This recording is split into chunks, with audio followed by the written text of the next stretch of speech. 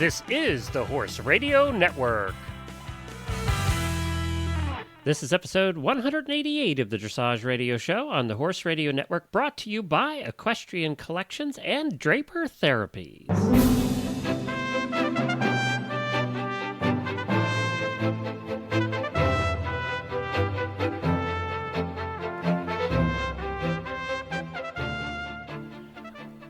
This is Glenn the Geek, producer of the Dressage Radio Show. Reese and Phillip have taken the week off for the holidays, and we'll be back again next week. Today, we bring you a best-of episode.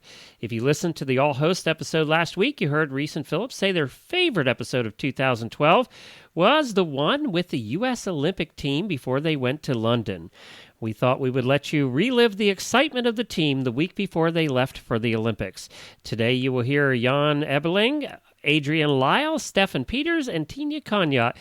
Let's start with Stefan and Tina right after this word from Equestrian Collections.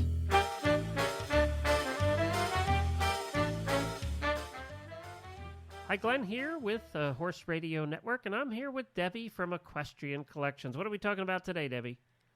Hi, Glenn. Today we're going to be talking about our Equestrian Collections Facebook page. I hope all of your listeners know that we have a big presence on Facebook. You can find us by just putting Equestrian Collections in your search box. We have a lot of things going on there. We have contests on there. We have announcements of things that are happening in the horse world.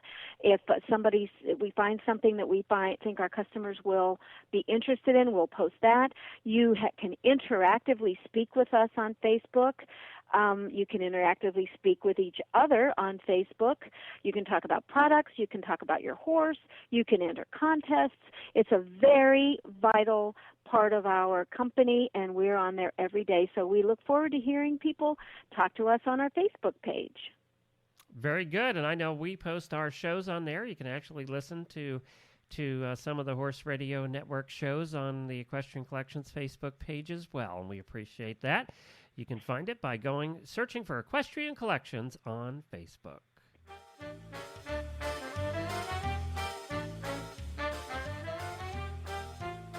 Tina and Stefan, thank you so much for joining us today on the Dressage Radio Show. Thank you. It's a pleasure to be here. Well, Thanks we for having are. us on. Yeah, you're welcome. We are all excited to hear how things are going at your individual training camps.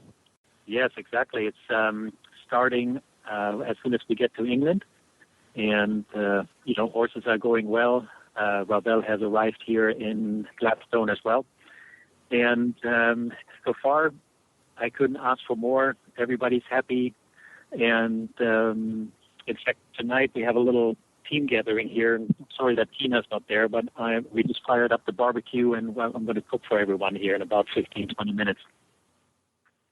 Oh, it's a pity I'm not there. I would love to have a cook-off. That would be fun. So they're partying without me. Boy, I'm here all by myself. But don't you worry. As soon as you get here, Tina, we'll have a lot of expertise now in ribs and steaks, and we're ready to cook for you too when you get here. We always have a good time together. There's no question about that. We have a little bit of experience about being together, and it's an awful lot of fun and an awful lot of support of each other. So I look forward to that. I choose to come home after the trials for just a couple of weeks, and I look forward to getting back to Gladstone with my buddies, my teammates there. That's good. Both of you competed at the World Equestrian Games. How have you developed your horses since then in preparation for the Olympics? It's been an exciting year for Ravel and Lindas. If I said early on this year at the Masters, Ravel was already in top form. We did a couple more shows in California, including Ravel's highest score in the Grand Prix Special at an 81%. And there's really not more I could ask from this horse. Then his younger brother came along, and he did really well on the West Coast too. And we decided to take it real easy with Ravel in April and May. He had a little break, and now he's back to competition mode and competition fitness. And he's still making his little brother a little jealous, but they're they're working pretty good together. And Tina, the same question about, from WEG to now, how have you developed Collecto 5? Well, I think there's thank God there is a big difference from the WEG to now as far as the development of Collecto and I. The combination of the two of us, we've improved immensely as far as our competition status. And we had a little bit of a tough beginning to the season. It was not such an easy beginning for us. I had some personal problems with losing my greatest love of my life, one of my dogs, and I had a tough time dealing with that, and so I think it affected my riding with my own horse. And at the Masters, which I had great hopes of competing as well as the year before that, he ended up tying up there, and which was quite a unusual situation. It had never happened before. So we didn't have an easy beginning of the year, and then we slowly started to pick it up after I had to put my animal to sleep. And March and April became stronger and stronger, and I cleared my head from the personal trauma I had, and he feels very, very good. All of our horses are in top condition. They're in top training form as far as their lessons. It's just a matter of keeping them at the highest level of their fitness level, to be at the highest level and health level.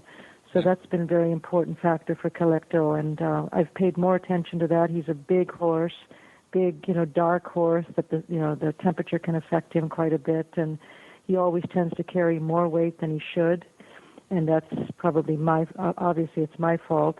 So I've paid very close attention to that and made a great effort to keep him fit. So going into the selection trials, I had 3 holes less on my girth, so I could show Coach Ann Gribbins that I really made that effort. And that was just not about working harder, training my lessons harder. It was just strictly about the fitness level.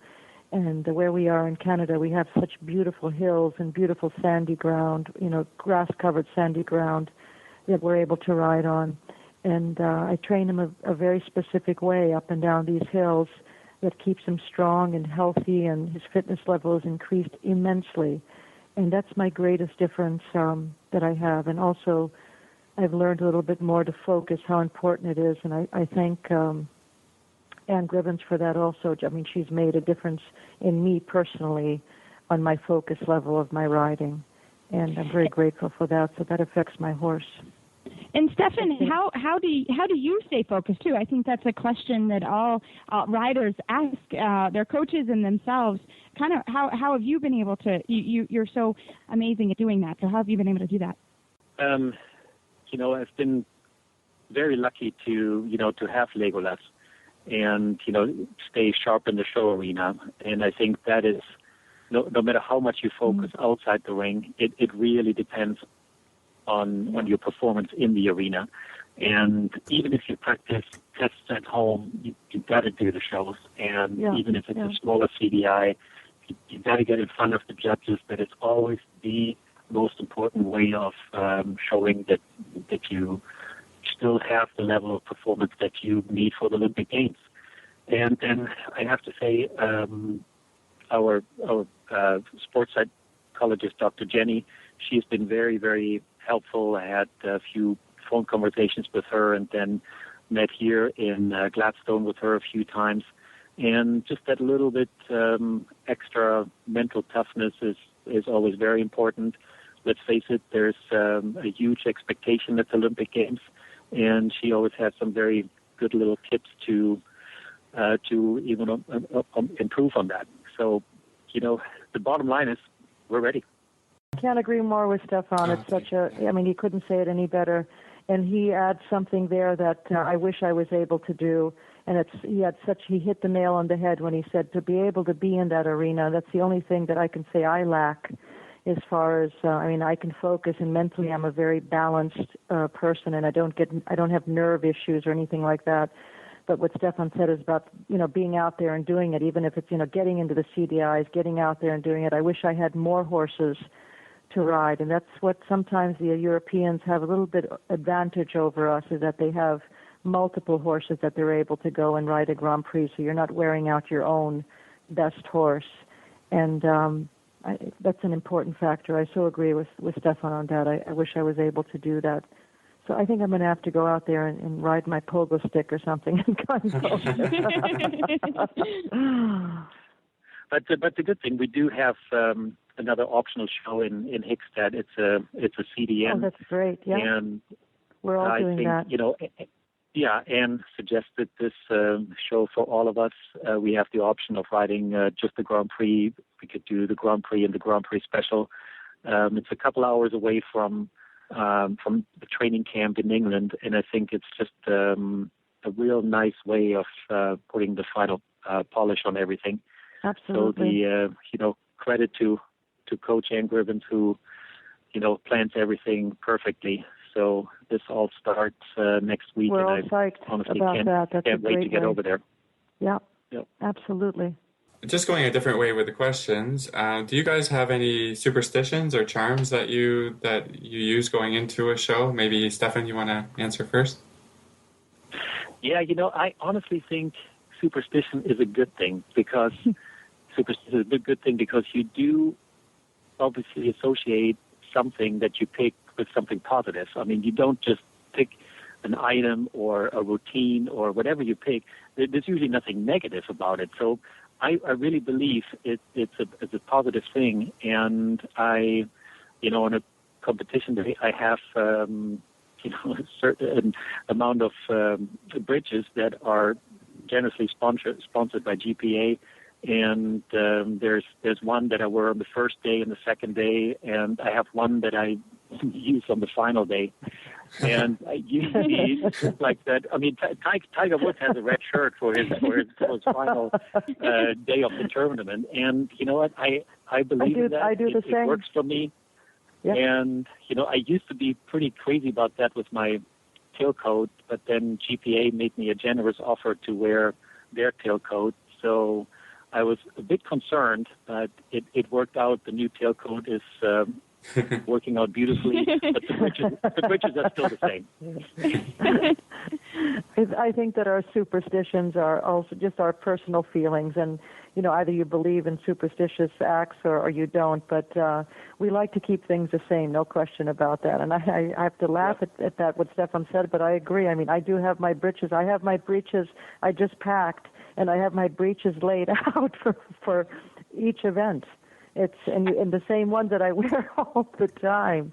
It's very interesting. And the specific tailcoat I haven't had any generous offers to wear a tailcoat. I've had generous offers to wear other apparel, but I don't think I could ride in them, actually. Well, I think you guys could sell a little bit of that. I think there could be something about that, for but sure. You don't want to change anything. We all have our routines and our horses. I mean, Collector Travels, I wanted to make sure he had his teddy bear with him. I mean, that's a little bit superstitious and in routine, that you don't want to change anything, not just for ourselves, but for our animals. They have a certain, certain routine for them, and they have to make a change. I mean, both rider, horse have to make a change when you travel in that competition level, and venues change and stables change, but we want to keep them as happy and as comfortable in their environment. So I got the okay that his big stuffed teddy bear can go with him, so that's a good thing. That's great. Actually, I forgot one more item. Ravel was very generous in winning a watch at the World Cup in 2009, and that particular watch I always wear during competition, and hoping that that's a good omen as well. I think the watch that's a great one. So, Stefan, you first, but what is your highlight movement on both of your boys? That's probably the canter work with Ravel. Ravel has a phenomenal canter. The pirouettes, the flying changes, the half passes have been phenomenal for so many years. It's trot half passes, and I still feel like in the last few months he's made some improvements in the Piaffe Passage work, and that is also Legolas' strength. I mean, here at the championships, he received some 9, here and there a 10 for the Piaffe. Combined that with a very relaxed walk, made him come up with an 80% after the trot work, and the canter work still needs a little bit more relaxation, a bit more throughness, a little bit more reliability in the flying changes. But already very excited with the movements that I just mentioned. I would have to say his canter tour. I mean, it's so beautiful, his canter tour. That's the presence of a stallion and in the canter that he has. That's absolutely fantastic. I can rack up so many points in my canter, and I've been also improving an enormous amount in my trot work. I've always had a little bit of a funny, loose hind leg that sometimes is too expressive and can go everywhere at the same time. And we've made a great effort to keep that package and keep it contained. So the trot work is becoming very, very steadier in the connection. And I'm getting some beautiful, beautiful trot half passes, which always was a bit of a struggle for me. The passage can be extravagant, and then it can be too extravagant. So we've been working on that also. But I think that the highlight for Collecto is that his presence in his canter work is so very, very special. And I think just standing there for Collecto, everybody seems to ooh and ah when they see him, because he does have the little extra stallion presence to him. Maybe one more question for you guys, a non-horsey question, but what other sport maybe would you like to watch while you're at the Olympics, if you could?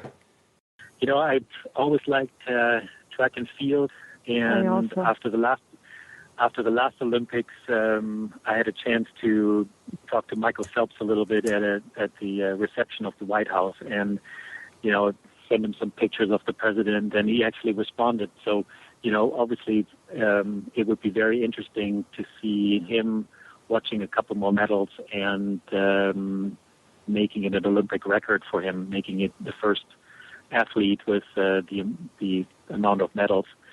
And that would be exciting to see. And the neat thing is there are tickets available for the athletes. We just have to go into the Olympic Village and find out on which day certain tickets are available.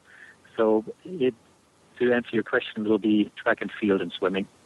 I would have to go the same direction. I've always been a fan of the track and field. I absolutely am a huge fan of that. Swimming is also something very special. Diving and the gymnastics. And gymnastics may be even to the track and field, actually. It would be probably on an even scale, the gymnastics. Well, I hope you get to see some of that, guys. We intend to. We're going to have a great time, an exciting time for us. Yeah, absolutely. Oh, Stefan and Tina, we wish you all the best of luck, and we're going to be cheering you on, everyone that listens to the shows and ourselves. And I'm sorry, I enjoyed your time here when you were here during the WEG, and I wish you as much luck and have a great time. Please, thank you. We'll do the best we possibly can. Thanks, guys. Have a good one. Extra luck, and we certainly appreciate the support from you guys and all the listeners. It's honestly much appreciated. Absolutely. Yeah. Good luck. Stefan, look forward to seeing you soon, Stefan. And thank you all so very much. Tina. All the best, guys. Bye-bye. Bye. And right after this word from Draper Therapies, we bring you the other part of the team, and that's Jan Eveling and Adrian Lyle. All Draper products are made in the USA and contain Salient. Salient encourages not only the alleviation of pain and other negative symptoms, but an actual improvement of the body's natural systems. Clinical studies have shown that Salient relieves pain, increases comfort, and aids in healing by increasing oxygen levels and helping to regulate body temperature in you and your horse. From knee, elbow, and back braces for you to coolers, sheets, pads, boots, and wraps for your horse. See all the products for humans, dogs, and horses at DraperTherapies.com. Find out why riders all across the world are turning to Draper Therapies at DraperTherapies.com. And like them on Facebook, just search for Draper Therapies. Jan and Adrian, welcome to the Dressage Radio Show. Thank you so much for coming on this evening. Thank you for having us. Oh, our pleasure. So we are all dying to know how training camp is going. Jan, how's it going for you and Rafelka? Well, this week we took it really easy. I'm going home tomorrow, and basically this whole week has just been long and low, a little bit transitions, a little posting trot, a little bit canter, and then I every day at the end I pick one movement. Yesterday I did a little bit from walk to piaffe and walk to passage a few times, and today I did a little bit of changes and some canter collecting, working towards pirouettes, but not really intense. It's going to get more intense next week. And last week she actually had off. She was just trail riding. So we had an easy time, little break, and now we're slowly getting back to work. And Adrian, how is Wizard doing? He's doing great. We are definitely enjoying being here. It's fun having everyone here together in one place. We're all kind of on the same schedule, I think, giving our horses a little bit of a breather after the trial. 2 weeks back to back was a lot of work for them. I actually flew home this past weekend to Idaho. It's the first time I've been home since November, so that was great fun to get to see everybody again. I took a couple days off, and Wizards just now, we've been doing some easy work, and now we're just starting to ramp it back up again. Debbie is going to fly in and join me next week, and then we'll be ready to get back in the swing of things. Perfect. We'd like to know a little bit about your horses. You guys are new to the team this year, I guess. And first, Jan, what is Rafelka's highlight movement? Well, I think she is an all-around really solid in all the movements.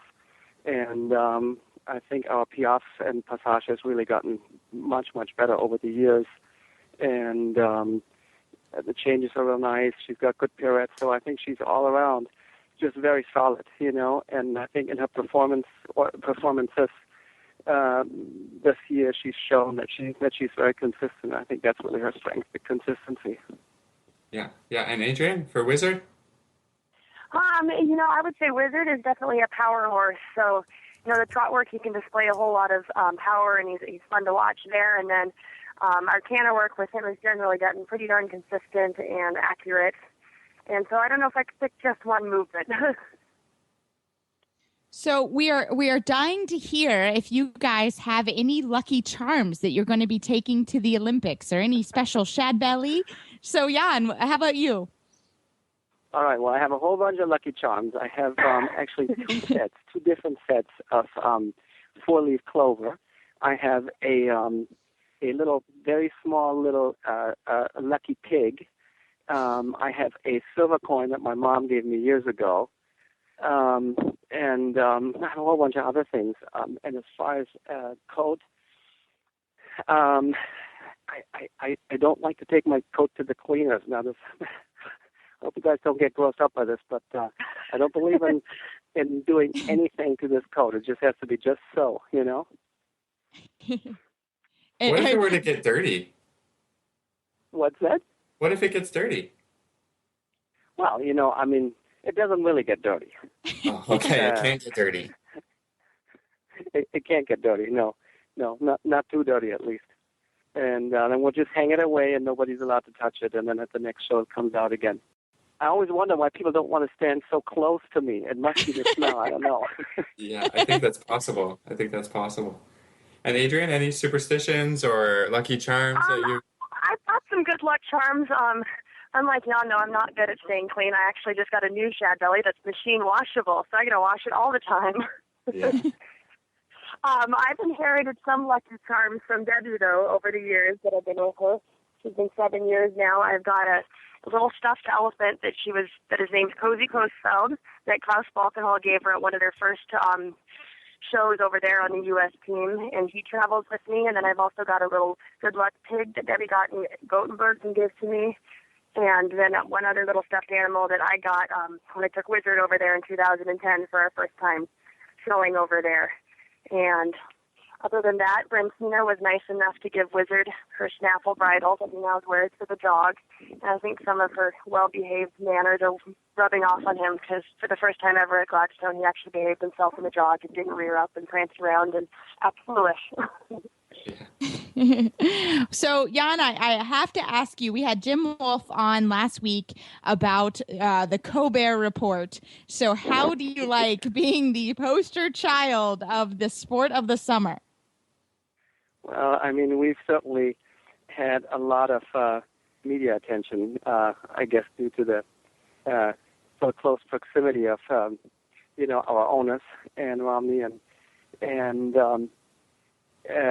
I think, it's wonderful that mainstream media has picked up on Dressage, and we're getting so much press.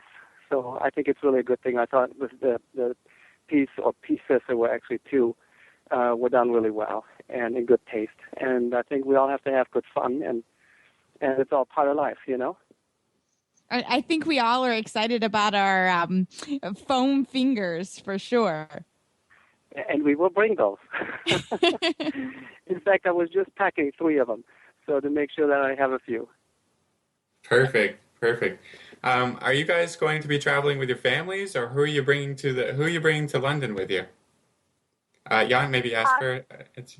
Well, my son will come with a few days after I arrive. He will come. We have family in England, so he can stay with them for a few days, and then he can stay with me for a little bit. And Amy is coming over, I think, a few days before opening ceremony. And so, yeah, we definitely want to, experience that together. And Adrian, family?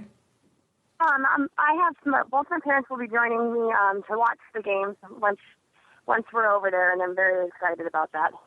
Excellent. And so we asked Stefan and Tina as well last week about what other events they're going to enjoy watching at the games. Do you guys have any other events that you will enjoy while you're there?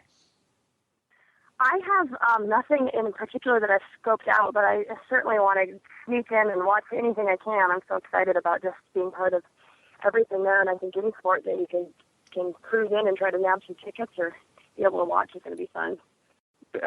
Besides the other equestrian events, I would love to see some of the men's and women's gymnastics, I guess the swimming and track and field. I mean, everything is great. I mean, I think no matter what you do, it's going to be so exciting and just, I mean, they're the best athletes in the world all together in one place, I mean, how much more fun can that be?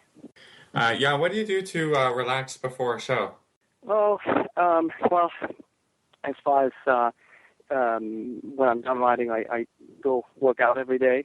I don't know if that's all that relaxing though. And then I just do my normal thing. I mean, right now that I'm here on the East Coast, I've been teaching a little bit, not as heavy of a schedule as I have at home. So that in itself is rather relaxing for me.